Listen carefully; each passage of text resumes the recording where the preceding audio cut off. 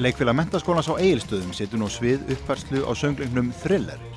Verkið er frumsamið eftir nemendur og leikstjóran Ísgerði Gunnarsdóttur og fjallar krakka í menntaskóla sem eru að reyna að eiga þessi bestu ár lífsins. En gallinn er að skólatíminn hefur verið styttur í 3 ár, án þess að hafa verið rætt við þau sérstaklega og án þess að námsefnið hafi eitthvað verið minnkað, sem gerir það að verkum að álagið er að buga þau.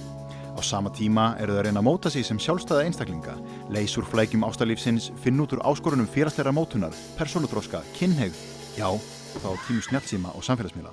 Það er alveg ljóst að það er ekki einfalt að vera unglingur.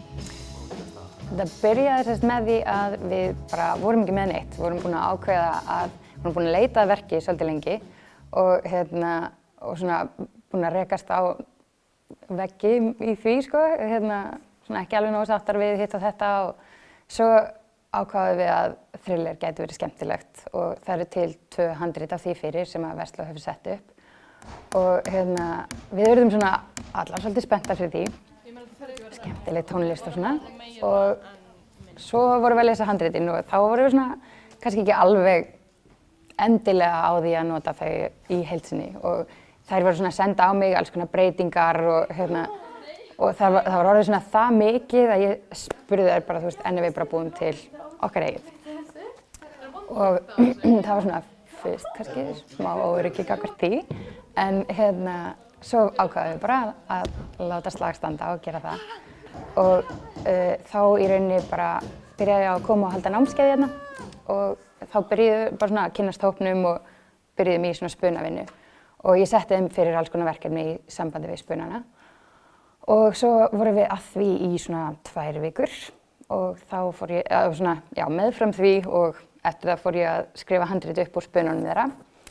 Og svo þegar það var klárt þá fengu þau handritið tilbaka og fóru yfir það og svona ákváðu hverju þau vildu breyta og svona það er náttúrulega sumt sem að þegar þetta gerist í menntaskóla og þau eru náttúrulega í menntaskóla þá er svona kannski einhver orðaforði og einhver svona lingó í sambandi við skóla og alls konar sem að eða bara einhver dýnamík í kringum ákveðna karaktera sem þau vildu hafa ákveðið og þannig að við erum búin að gera tilboð fram og tilbaka og endum síðan bara með þetta handrit sem við erum núna komin með og erum búin að negla það þannig að það er læst og við erum hægt að krukka í því sem er svolítið svona erfitt þegar maður er búin að vera alltaf að breyta einhverju að svona stoppa sig af í því En við síðan endum við líka á að vera búin að gera texta við flest lögin, nýja texta, af því að það einhvern veginn að flétta saman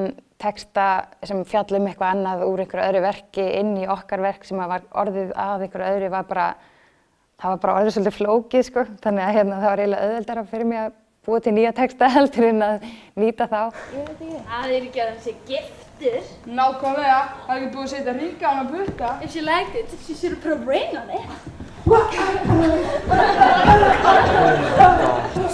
Listin er náttúrulega svolítið svona tækifæri til að koma skoðunum á framfæri og skilaboðum á framfæri og spegla samfélagið og svona bara, segja eitthvað sem skiptir til máli. Þannig að þau eru búin að gera það og það var í rauninni svolítið það sem ég spurði þau, hvað skiptir ykkur máli, hvað langar ykkur að segja, því að ef við erum að fara að semja þetta, þá ættum við að nýta tækifærið og segja eitthvað sem þau vilja segja. Já, ungt fólk hefur sína rödd og skoðanir sem þau þyrstir í að koma á framfæri.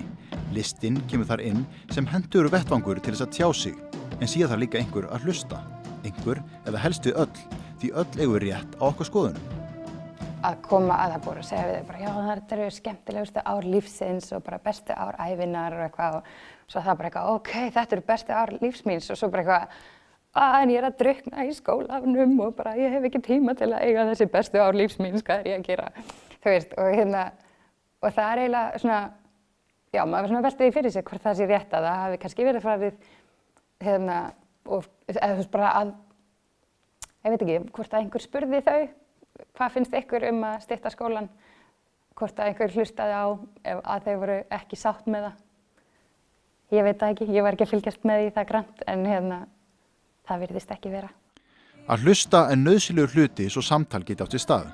Málefni unga fólksins skipta okkur öll máli, sama hvað aldrei við erum. En hverju skildu áhorfendur sem eru tilbúnir til þess að mæta, hlusta og njóta eiga von á? Þau hafa von á mikilli tónlist og skemmtun og flottum dansatriðum og skilaboðum frá kynslóðinni sem að þau vita kannski ekki endilega hvað er að hugsa.